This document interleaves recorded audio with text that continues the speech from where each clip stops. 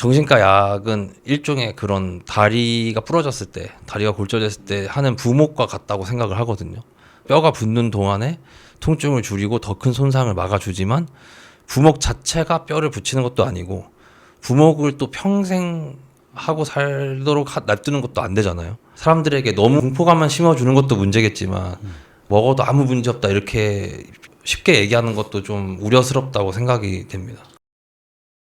저는 그 10월 10일 한의원 부천본원의 대표원장 노영무입니다. 저는 정신과 약의 단약 클리닉을 운영하고 있고 또 정신질환의 근본적인 원인 치료하고 있는 임상 40년 차이고 실제로 제가 40년 동안 환자의 그 데이터가 약 32만 건이 제가 치료한 케이스가 축적되어 있습니다. 같은 본원에서 이제 단약 연구를 같이 하고 있고 특히나 이제 소아청소년 중점 그리고 신경과 질환을 중점적으로 보고 있는 노대현 원장입니다. 정신질환의 원인이라는 단어를 썼는데 일단 정신질환의 원인은 삶 속에 있다고 생각하는 게 저희 주장이거든요. 뇌만의 문제가 아니고 방금 그 질문하셨던 내용이 이제 뇌 화학적 불균형 가설인데 그게 이제 많은 분들이 대중적으로 그렇게 많이 알고 계시죠. 근데 많이 모르시는 게 사실 뇌 화학적 불균형 하면은 뭔가 수치로 얘기를 하니까 되게 그럴싸하게 느껴지지만 사실 이것도 100% 검증이 되지 않은 가설이고 만약에 이게 맞다 하더라도 어쨌든 결과적인 수치를 갖고 얘기하는 거기 때문에 제일 중요한 거는 이제 삶 속에 있다고 말씀을 드렸는데 정신질환 원인 같은 경우 유년 시절 트라우마와 일상생활에서 만나지는 그런 스트레스가 만나는 지점에서 정신질환이 발병하는 경우가 많습니다. 근데 이거에 대해서 뭐 2022년도 논문이 있는데 이 논문 같은 경우는 뇌 화학적 불균형 가설을 이제 세로토닌 가설이라고 하거든요. 우울증의 세로토닌 가설을 이제 검증을 하기 위해서 연구를 한 건데 뭐 결론은 세로토닌 부족이라는 증거가 없다라는 이제 결론이 나왔고 조금 더 이제 그 논문 요약을 좀 해보자면 우울증 환자와 건강한 사람의 그 세로토닌 수치에 차이가 없었다. 연구진이가 수만 명을 이제 수집을 해서 검토를 한 거거든요. 그 다음에 뭐 세로토닌 수용체나 운반체의 활동이 우울증과 유의미한 상관관계를 보이지 않았다. 인위적으로 세로토닌 수치를 낮추는 실험을 해도 우울감이 감소되진 않았다. 그러니까 어떻게 보면 저희가 지금 이제 항우울제 드시는 분들도 세로토닌 농도를 높이기 아니면 유지하기 위해서 항우울제를 드시는데 그렇게 해도 우울증 증상이 잘 호전되지 않을 수 있다. 그리고 뭐 유전적 결함설 같은 것도 부정을 하고 그래서 마지막에는 이제 논문에서 경고를 좀 합니다. 뭐 뇌화학적 불균형 상태라고 환자들이 본인들이 믿고 있고 뭐 내 뇌는 고칠 수 없는 고장난 상태라고 비관적 인식을 오히려 심어줄 수 있다. 그래서 뇌화학적 불균형이라는 가설을 믿게 하는 거는 굉장히 위험한 거다. 그리고 환자들이 자신의 삶에서 일어나는 문제를 본인이 스스로 뭐 삶을 통해서 해결하려는 것보다 환자들이 약에만 너무 쉽게 의존할 수 있도록 그렇게 좀 유도하는 경향이 있다. 뭐 이렇게 얘기를 했고 여기서는 치료를 이제 단순히 세로토닌만 채우는 것을 넘어서 환자의 삶의 맥락과 환경적 스트레스를 다루는 여러 가지 접근이 필요하다고 말을 합니다. 어떻게 보면은 저희도 이제 그런 식으로 정신과 질환을 좀 그런 측면에서 좀 바라보고 있고 단지 뇌 화학적 불균형이라는 거는 원인이라기보다는 결과적인 수치에 좀 가깝습니다. 그리고 뭐 다른 논문을 보면은 이제 뭐 트라우마에 관한 그런 연구였거든요. 아동기에 겪은 10가지 부정적 경험, 10가지 부정적 경험은 이제 뭐 학대, 방임, 부모의 이혼, 뭐 가정 내 약물 남용 등 뭐 이런 거를 종합해가지고 속도 평가처럼 ACE 점수라는 거를 이제 만들어서 이제 매겼는데 이 논문이 1998년도에 나왔는데 이때도 상당히 좀 혁신적이었던 이유가 이러한 트라우마가 성인이 되었을 때 신체적 질병과 직결된다라는 그런 상관관계가 뭐 이 연구에서는 그렇게 나왔습니다. 그래서 정신건강은 이제 말할 것도 없이 우울증 발병률이나 시도율이 4배 이상, 12배 이상 높았고 심장질환이나 뭐 암, 그리고 다른 만성질환 같은 경우도 단순히 심리적 문제만 그치지 않고 질환의 발생률도 급격히 증가하는 그런 연구 결과를 보였습니다. 또 중요한 게 뭐냐면 정신과 질환만을 보는 게 아니라 저희가 정신과 질환을 중점적으로 보고 있지만 그 일반 질환분들도 많이 오시고 난치성 질환분들도 많이 있는데 그런 분들도 같은 시각으로 진료를 봐서 하기 때문에 이 논문이 상당히 그런 저희의 치료 프로토콜을 좀 뒷받침하는 근거가 될 수 있지 않을까. 당연히 이제 중추신경계에 작용을 하기 때문에 먹는 순간 당연히 그런 기분의 변화는 있을 수밖에 없다고 생각합니다. 그렇기 때문에 너무 이제 증상이 심할 때 증상 개선에 도움이 어느 정도 된다고는 생각을 합니다. 일단 정신과 약은 대부분 중추신경계에 작용을 하는 거거든요. BBB라 그래서 뇌혈관 장벽을 타고 직접 뇌에 약물이 투입이 되는 건데 뭐 다른 뇌과 질환 약 중에서 그런 약들 있지만 우리가 그렇게 쉽게 접하는 약 중에서는 그렇게 많지는 않거든요. 그렇게 직접적으로 중추신경계에 자극을 가하는 약은 정말로 알아듣기 쉽게 생각하면 조금 자극적이게 들릴 수 있겠지만 저희가 통상적으로 알고 있는 중추신경계 약물이라고 하면은 쉽게 떠올릴 수 있거든요. 네. 한 번만 해도 물론 종류가 여러 가지지만 이런 약 한 번만 해도 바로 중독되고 장기 복용으로 이어지잖아요. 나쁜 걸 알고 불법인 걸 알고 범죄이지만 그러면서도 계속 찾게 되잖아요. 그런 걸 좀 떠올리시면 쉽게 좀 이해가 되실 것 같고 물론 뭐 제가 그렇다고 정신과 약이 다 이렇게 얘기하는 거는 절대 아닙니다. 그러니까 예를 들어드린 거예요. 중추신경계를 자극하는 약물이기 때문에. 중추신경계라는 게 말 그대로 그냥 뇌를 얘기한다고 생각하면 돼요. 뇌가 지배하는 신경계. 네. 신경계가 중추신경계, 말초신경계가 있는데 말초신경계는 한마디로 이제 끝에 우리가 느끼는 이 신경계를 말한다고 생각하시면 되고 중추신경계는 뇌와 연관된 신경계인데 한마디로 뇌로 직접 자극이 들어가기 때문에 이게 어떻게 작용하는지 생각해 보시면 쉬울 것 같고 물론 뭐 제가 그렇다고 정신과 약이 다 이렇게 얘기하는 거는 절대 아닙니다. 그러니까 예를 들어드린 거예요. 중추신경계를 자극하는 약물이기 때문에. 그래서 저희 뇌는 이제 외부에서 뭔가 성분이 들어오면 뭐 뇌뿐만 아니라 저희 몸은 항상 항상성을 유지하려는 그러니까 내부의 균형을 맞추려고 하는 그 관성이 있거든요.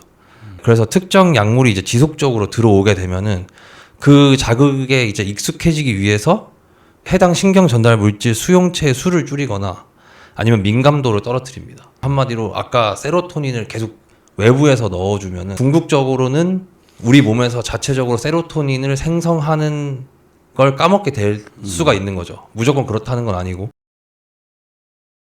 그렇죠. 그러니까 이제 그렇게 인위적으로 세로토닌 농도를 높게 유지를 하다 보면은 어느 순간 이제 몸이 세로토닌을 우리가 더 생성할 필요가 없다고 느끼면서 약이 없으면은 이제 세로토닌을 더 이상 생성하지 않게 되는 경우가 있는 거죠.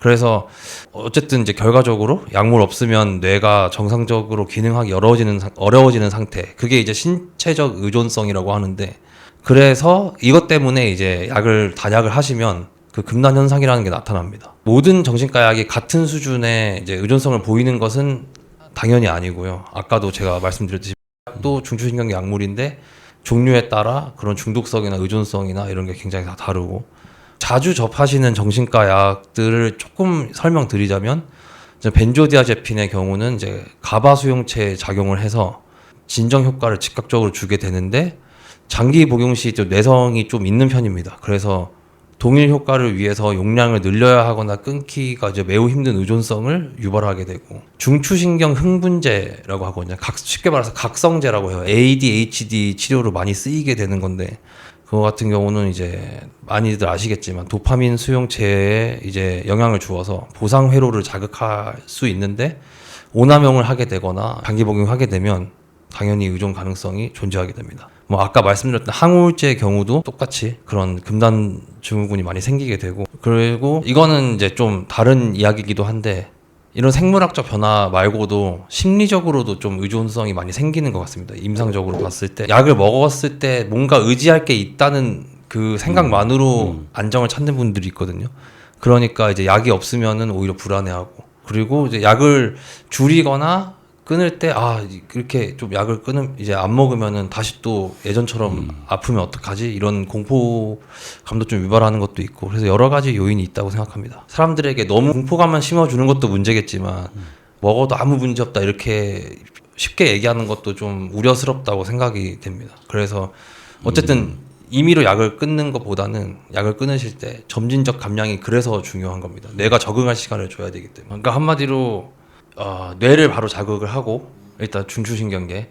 그렇기 때문에 우리 몸은 특히 뇌는 더 민감한데 그러니까 내부의 균형을 맞추려는 그 관성 때문에 계속 외부에서 물질이 들어오거나 아니면 인위적으로 신경전달 체계를 그렇게 교란을 하면은 그 상태에 맞춰서 내부의 균형을 이루기 때문에 계속 약이 지속적으로 들어오지 않으면은 균형 상태를 맞추기가 힘들어서 뇌가 그 약이 들어오기 전까지 정상 기능을 못 하게 되는 거죠. 그래서 계속 약을 찾게 되는 겁니다. 일단 정신과 약이 당연히 일시적으로 증상 완화를 해주는 역할이 분명히 있긴 하고 하지만 급성기에만 복용을 하고 장기 복용은 이제 물론 뭐 득이 아예 없진 않지만 득보다 실이 더 많다는 연구가 굉장히 많거든요. 제가 일일이 그 연구를 다 언급하기는 좀 힘들고 어쨌든 그 약들이 정신질환의 그 근본적인 치료에는 도달을 잘 하지 못하는 케이스가 굉장히 많고 그래서 이제 급성기나 빠른 증상 완화처럼 정신과 약의 필요성에 대해서는 인정을 어느 정도 하는 바이지만 이것이 저희가 얘기하는 완벽한 치료가 되느냐는 좀 의문이 있는 상태가 많습니다. 그래서 제가 뭐 예전 영상에도 많이 얘기했는데 정신과 약은 일종의 그런 다리가 부러졌을 때, 다리가 골절됐을 때 하는 부목과 같다고 생각을 하거든요. 뼈가 붓는 동안에 통증을 줄이고 더 큰 손상을 막아주지만 부목 자체가 뼈를 붙이는 것도 아니고 부목을 또 평생 하고 살도록 놔두는 것도 안 되잖아요. 그래서 이제 어쨌든 가장 중요한 역할은 급성기 증상일 때 즉각적 제어를 해주고 저희가 서사의학적 진단을 해가지고 환자의 삶 자체를 다 돌아보고 그 사람의 원인이 뭔지 다 얘기를 해야 하는데 그렇게 해서 환자가 자신의 문제를 좀 들여다보고 대화를 할 수 있을 만큼의 뭔가의 상태가 되려면 급성기에는 좀 정신과 약이 필요하다고 생각합니다. 그리고 갑자기 심한 우울이나 스트레스 상태가 되면은 실제로 구조적으로 뇌세포가 손상이 될 수도 있거든요. 뭐 그런 걸 또 막아주는 효과도 있다고 또 생각합니다. 제가 임상적으로 볼 때 실제로 막 입원이 필요한 환자, 현실감이 전혀 없는 그런 환자, 특히 이제 조현병 환자에게는 우리가 치료하는 영역에서는 상당히 이제 난해한 점이 많거든요. 그럴 때는 정신과 약물을 통해서 진정을 시켜서 그리고 회복기를 거쳐서 이렇게 복귀를 시켜야 되는 그 외를 제외하고는 실제로 정신과 약약을 먹고서 거의 저희 이제 한의원에 오는 환자들은 거의 정신과 약을 복용을 하는 중에 내원하는데 그런 경우에 치료를 어느 정도 이제 정상 궤도로 올리고 그 이후에 감약, 단약을 시도를 하는데 정신과 약을 복용하지 않고 바로 내원하는 환자들도 꽤 있어요. 이제 그런 환자는 그 급성기에 진정시키지 않아도 저희들이 충분히 치료를 케어를 해서 할 수 있는데 치료 효과적인 측면에서는 정신과 약을 복용하지 않은 환자가 치료율이 굉장히 아주 순조롭게 치료되는 케이스가 많아. 그래서 특히 정신과 약을 복용을 하는 과정에서 오는 사람은 치료 기간도 길어지고 그리고 감약, 단약을 하는 시기도 굉장히 난해한 점이 많고 어려운 점이 많고 특히 금단 현상은 우리가 치료를 시켜놔도 금단 현상 때문에 치료 외적인 문제점이 많이 발생이 돼요. 그런 점이 우리가 이제 임상하는데 되게 어려운 점이 많아요. 저는 환자를 보면서 급성기 때 조울증에 조증이 왔을 때 통제가 안 된다든지 제어가 안 된다 이럴 때 우리가 그걸 뭘 하냐면은 피로시 약 우울하고 불안할 때 언제든지 공황 발작이 올 것 같다 하는 어떤 피로시에만 가지고 있다가 진짜 본인이 어떤 인위적으로 제어가 안 될 때 또 그래 통제가 안 될 때 그때는 양약을 같이 견복을 해주면은 훨씬 유용하게 잘 쓰이는데 아예 처음부터 정신과 약을 시작해가지고 몇 년 복용하다가 도저히 안 돼가지고 오는 경우에는 우리가 임상적으로 치료하기가 애로사항이 많이 있습니다. 어떤 책을 보니까 그런 표현도 했던데 정신과 약은 상처가 났을 때 임시지로 붙여주는 반창고다 이렇게 표현했는데 뭐 그 정도 표현은 조금 객관적인데 제가 생각할 때는 정신과 약으로는 근원적인 치료에는 조금 무리가 있다 생각하고 실제로 정신과 영역에서는 약이 아니면은 대안이 없다. 이것을 치료라고 어떤 착각을 하는 경향이 있는데 저는 이것에 대해서 조금 인식을 전환을 할 필요가 있다 생각해요. 일시적인 증상의 완화 개선인지 근본적인 치료인지 정신과 약을 복용하지 않고 그 사람이 온전한 삶으로 질병 발생 이전으로 돌릴 수 있는지 그것이 진정한 치유라고 저는 생각하고 있습니다. 그리고 뭐 고혈압, 당뇨약 같은 경우는 정신과 약만큼의 부작용이나 금단 증상도 잘 없죠. 물론 뭐 아예 없진 않지만 일단 또 정신과 약이 장기 복용하면 전 위험하다고 생각하는 이유가 뭐냐면 뇌가 연구가 안 된 영역이 더 많거든요.